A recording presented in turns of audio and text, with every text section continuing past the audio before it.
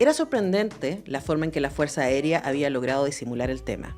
Pablo llamó a la oficina de comunicaciones de la FACH, habló con una periodista amiga de su hermana y ella le juró que no tenía información del ataque. De hecho, le escribió al día siguiente y le contó que había preguntado en todo el departamento de comunicaciones y nadie sabía nada. Salvo los vecinos que escucharon el estruendo y cayeron al suelo y sintieron el motor de los Hacker Hunters volando sobre sus cabezas, nadie más supo, ni sabe, ni sabrá realmente del bombardeo. La dictadura no solo había desaparecido miles de personas, también había conseguido desaparecer un ataque aéreo en una zona civil. En los diarios de la época nunca se mencionó el hospital, aunque del bombardeo de La Moneda se habla profusamente. Lo único que él tenía era esa foto mental que registró de niño. Ahora que estaba investigando descubría cosas nuevas y leía de otra manera historias que estaban escritas. Ese es el inicio del capítulo 7 de este libro, Una historia perdida, del cronista escritor Juan Pablo Meneses, porque es cronista y escritor, básicamente es una manera de hacer escritura y literatura. ¿Quién nos acompaña en el estudio? ¿Cómo estás, Juan Pablo? Muy bien, muchas gracias, Antonella, por la invitación y por estar acá hablando de Una historia perdida.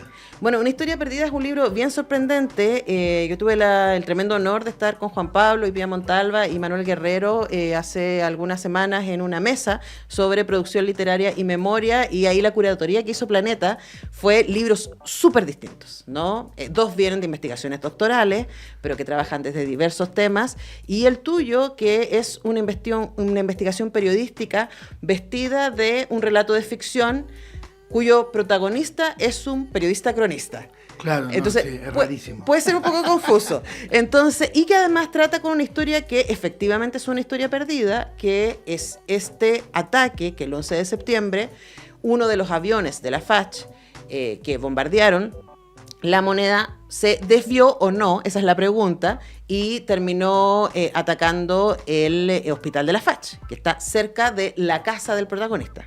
Claro, sí. Mira, este libro aparece, voy a ir como por el final, aparece publicado en Tusquets, es el primer libro, Tusquets es el sello literario de Planeta, y es el primer libro con que Tusquets aparece en Chile. O sea, ahora hay libros de Tusquets, pero debuta Tusquets, el sello literario, con esta novela, que además venía de ser finalista del premio novela de Anagrama, de Herralde, que es como bien importante en España. Y planteo esto porque, claro, está publicada en una línea 100% literaria, pero lo que pasa es que, claro, esta novela literaria tiene toda una investigación mía hecha, real, y que parte de un hecho que a mí me sucedió, porque la novela parte con un hecho que le sucede al protagonista y que es básicamente su primer recuerdo en vida, que son los aviones sobrevolando su casa, y que él quiere ir a mirar los aviones, porque los niños cuando ven un tanque, un avión, un carro policial piensan que son juguetes. No piensa que es el horror que está ahí. Y él quiere salir, la madre le grita no, porque abre la puerta, te puede caer una bomba, abre la puerta y cae una bomba. Ese recuerdo me pasó a mí, y yo lo conté muchas veces de manera anecdótica en programas de televisión que me preguntaban de recuerdos, contaba esta anécdota, pero nunca me había puesto a investigarla. Claro, y además porque cuando uno lee eso al principio del libro, yo inmediatamente pensé que vivías en Santiago Centro, o que el protagonista vivía en Santiago Centro. Ese es otro tema, claro. Claro, porque uno no sabe de esa bomba, no es la bomba a la que uno piensa en el 11 de septiembre. Mucha gente me ha dicho, cuando salió el libro, que salió hace un año, pero ¿cómo te podías inventar eso? ¿No? Entonces no me lo inventé, pero lo loco fue que cuando empecé a investigar esto, me di cuenta que no estaba en ninguna parte, ¿no? Yo había jugado parte de mi infancia frente a un hospital destruido que tenía un ala destruida, y era parte de mi paisaje en mi cabeza, pero de repente lo empiezo a buscar y no está, no hay ninguna foto, no hay nada. La gente me decía, no existe. Entonces, acá tengo que hacer una novela, porque no voy a poder llegar. Hay lugares donde no llega el periodismo de investigación, donde no llega la investigación académica, donde no ha llegado la investigación judicial. Entonces voy a tener que llegar con la literatura, pero ese hecho lo viví yo. Entonces era como casi desesperante decirle a la gente, no, si es verdad, si cayó una bomba ahí. Para los 30 años hay un testimonio de Patricia Verdugo, la gran Premio Nacional de Periodismo, autora de libros como Los Zarpazos del Puma, Operación Siglo XX, un emblema, que ella vivía cerca y cuenta que ella se enteró 2 o 3 años después que había caído una bomba en el hospital, viviendo en la misma ciudad. O sea, fue una información que realmente se ocultó. Entonces yo lo quise abordar desde la novela. Ahora, ahí entonces hay un cruce y un riesgo, ¿no? Porque efectivamente lo que nosotros leemos en Una historia perdida es a este periodista, cronista de viajes sobre todo, de viaje, ¿no? Sí. Hay una beta del libro que se va reflexionando respecto al boom de la crónica latinoamericana, ¿no? Y qué es lo que se está buscando y pidiendo ahí. Entonces esa es como una línea. Y la otra línea es su obsesión por esta historia, tratando de demostrar que básicamente él no se inventó este recuerdo, que es algo que pasó, y la pregunta es por qué se ocultó y qué es lo que hay detrás de eso, ¿no? Entonces, preguntarte también tú acabas de decir, Juan Pablo, que, claro, la investigación periodística va a tener un límite acá, pero que la literatura, la ficción puede jugar un poco más, pero tú, en términos de datos, tú no te sales de los datos. No, los datos están y hay mucha investigación, casi te diría más que para algunos libros de crónica que hice. Pero mira, hay un pacto supuestamente, hay un supuesto pacto de que el libro de no ficción es todo verdad y la novela es toda mentira, supuestamente, ¿no? Entonces Tomás Eloy Martínez, que yo lo menciono en el libro, él cuando escribe Santa Evita, obligó a la editorial que pusiera abajo en la portada novela, aunque al día de hoy mucha de la información que se conoce sobre Evita Perón viene de ese libro, porque también estaba muy investigado, pero él le ponía novela. Yo en el inicio de esta novela, de Una historia perdida, la primera frase es: todos los hechos que vienen a continuación son reales y aún así este libro es una novela. Ahora, esa frase ya está dentro de la novela, o sea, digamos, en relación al pacto ya podría ser una mentira. Claro. Pero ¿cuál es la gracia? ¿Qué es lo que me gusta a mí de este tipo de historia? Es que ahora la gente la puede ir a revisar a internet. O hay una parte donde el personaje se obsesiona con entrevistas precisamente de Tomás Eloy Martínez y pone ahí la dirección de YouTube y el minuto en el que dijo tal o cual frase. Entonces el lector puede ir, puede jugar, puede estar desapareciendo. Siento que de alguna manera los textos tan rígidos, esto es no ficción, esto es ficción, están empezando a dibujarse hace un tiempo ya, y se habla de texto híbrido o proyecto híbrido. Hemos vivido un poco engañados también porque creemos que no ficción es todo verdad, y en realidad es un punto de vista, sí, y que ficción es todo mentira, pero en realidad muchas de esas cosas son verdad. Como decía Oscar Wilde, ponte una máscara y vas a decir la verdad. O sea, cuando uno oculta realmente dentro de un personaje, muchas veces termina diciendo cosas, pero quizás no una verdad jurídica, sino que quizás es una verdad más que nada que tiene que ver con las cosas que puede sentir la gente de lo que le pasó en ese momento o de cómo interpretar los hechos históricos desde una perspectiva personal. Claro, pero de todas maneras, como advertir que quien quiera conocer esta historia del avión, ¿cierto? Me gusta mucho decir Hacker Hunter. Sí, a mí me costó aprender a escribirlo, además. Que bombardeó el hospital de la FACH. Aquí está toda la información que existe. Sí. O sea, es como si usted quiere conocer la historia, en Una historia perdida está. Sí, y ha pasado una cosa súper loca, increíble en realidad, que ahora para el 11, Canal 13 dio unos reportajes que había hecho para los 30 años, y para los 40, hizo 2, y mostraban todos los bombardeos, la historia de los bombardeos, y hablaba un GAP, y hablaban los GAP que están en la casa de Allende, y hablaba gente que había estado en La Moneda, y en ninguno de los dos se menciona nada del bombardeo del Hospital de la FACH. Este año TVN hizo un reportaje que lo desarrolló este último año y aparece el bombardeo del Hospital de la FACH. Aparezco yo incluso también dando un testimonio como testigo. O sea, si la novela, además de servirme a mí para poder arrancar un poco del último libro que venía muy cargado, y para entrar a la ficción, que era una cosa en la que yo partí. Todos mis primeros textos publicados en diario fueron cuentos, en La Nación y en La Zona de Contacto del Mercurio. Pero si el libro además sirve para que se empiece a correr un poco el marco en el que se está hablando de los bombardeos, porque ¿qué pasa? Si nosotros decimos, oye, en realidad se bombardeó La Moneda, pero también se bombardeó la casa de Allende. Ah, ya, pero también se bombardeaba una antena.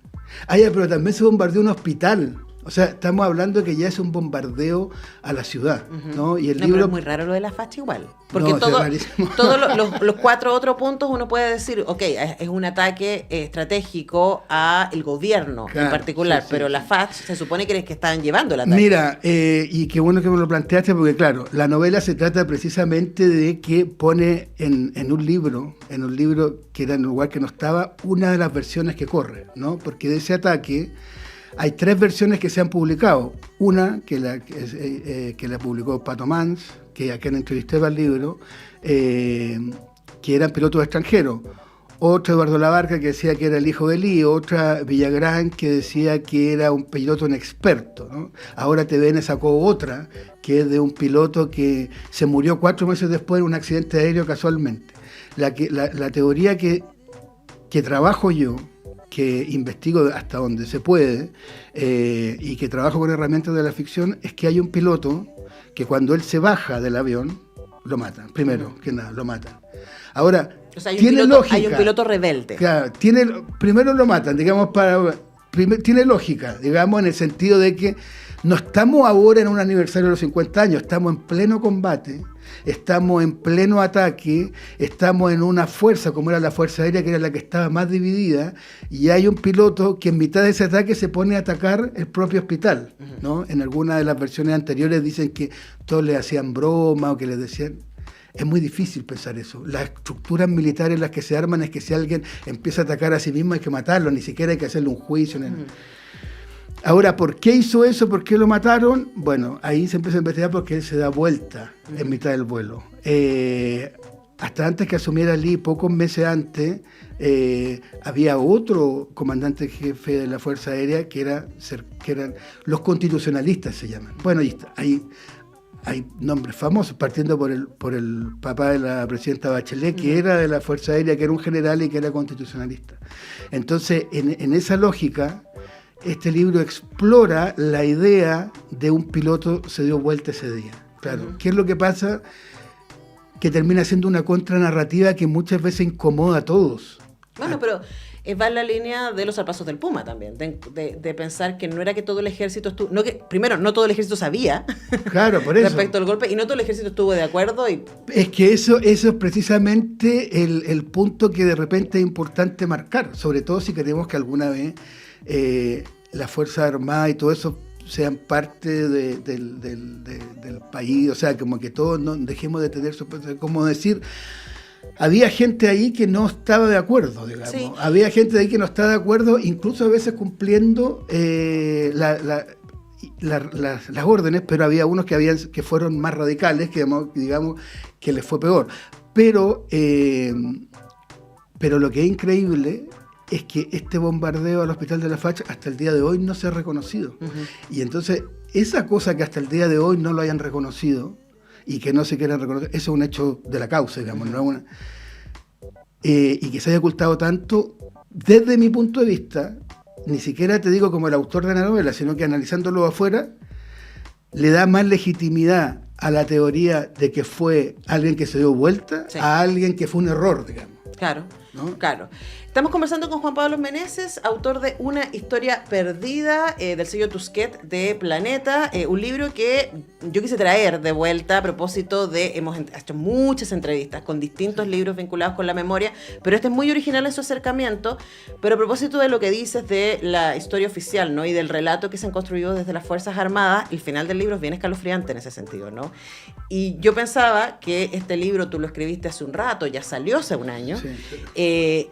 Y no sé qué tan, como pensando que cuando uno lee ese final, que es básicamente que al interior de la FACH se celebra a estos pilotos, ¿no? Que en términos reales se supone que nadie sabe quiénes son. Están condecorados. Pero y se juntan una vez al año a celebrarse y no sé qué. Hubo un hecho muy que está explicado ahí en detalle, por eso digo que es una novela, pero tiene mucha investigación. En el club de campo de la Fuerza Aérea, en Las Condes de arriba, hicieron como una celebración al Hawker Hunter. Que la gente que conoce los fetichismos militares, ese celebrar al Hawker Hunter es celebrar el bombardeo. Claro. El bombardeo, no es celebrar el avión.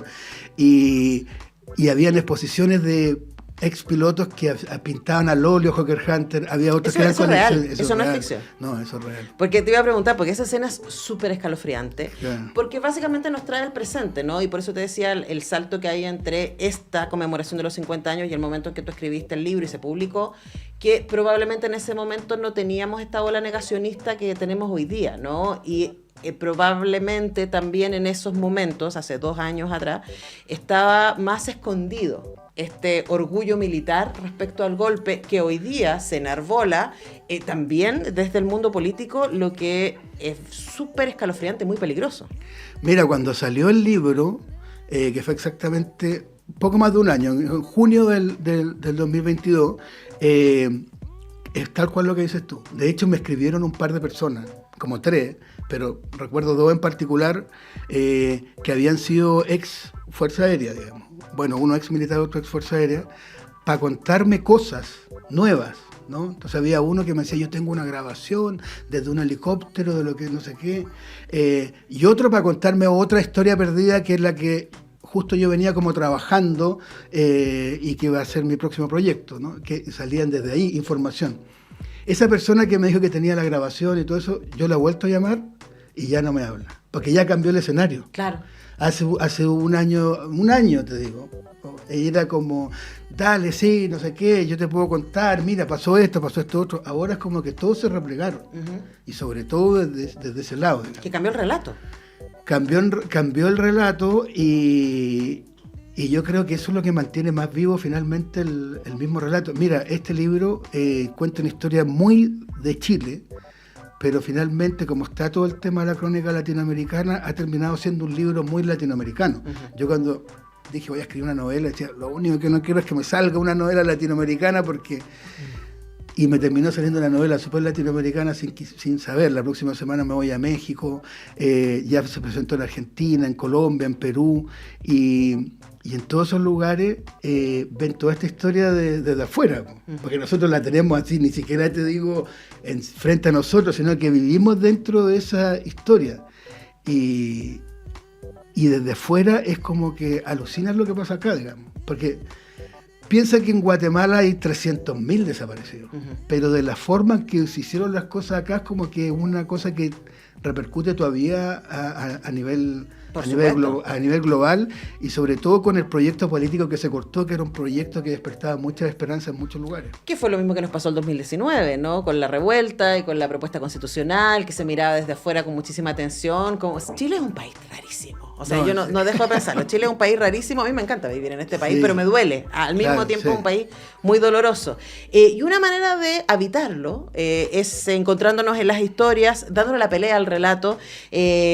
Y por lo mismo yo quise conversar con Juan Pablo Meneses y recomendarle su libro Una historia perdida, porque me parece que es un muy interesante acercamiento a cómo se construyen los relatos y qué es lo que se quiere ocultar también al respecto. Así que Juan Pablo, muchas gracias por venir a la radio. Muchas gracias a ti, Antonella, y sabes que es verdad, porque ese primer recuerdo que yo tuve ahí, obviamente después me pasé el rollo muchas veces mientras escribía el libro, por algo estuve ahí yo, casi como que la literatura, la historia, no sé, me puso en ese lugar para contar esa historia, porque lo llego a pensar, no es por tirarme flores a mí, sino que digo por el tema de cómo podemos ser testigos y el rescate de la memoria, que quizás si yo no publico este libro hace un año, un poco más de un año, no se habla de este bombardeo al hospital, y en todo en la última parte marco mucho que en muchas partes de Chile todavía están los aviones, los Hawker Hunter. También hace un par de meses lo empezaron a bajar. Claro. Me gusta creer que es por el libro, pero si no es por el libro, siento que me gusta hablar de estos temas y te agradezco mucho por la invitación. Bueno, hay una tensión en la memoria y por eso nos parece súper importante el testimonial y súper importante la investigación periodística, y aquí se cruzan ambos, además con la lógica de la crónica de ficción. De verdad es un libro muy entretenido de leer y que deja muchas preguntas. Una historia perdida de Juan Pablo Meneses, editado por Tusquets, de Planeta, por si lo quieren buscar. Nosotros tenemos que despedirnos. Yo les dejo la invitación mañana. Cerramos el ciclo de Memoria 50 años de la República de las Letras. Vamos a leer otro testimonial a propósito. Papelucho Gay en Dictadura, de Juan Pablo Sutherland, a las 21. No se lo pierdan. Y el miércoles regresamos para hacer un nuevo semáforo. Muchas gracias, Natalia. Gracias, Pancho. Gracias, Alexis. Y nos encontramos la próxima semana. Que tengan un estupendo fin de semana.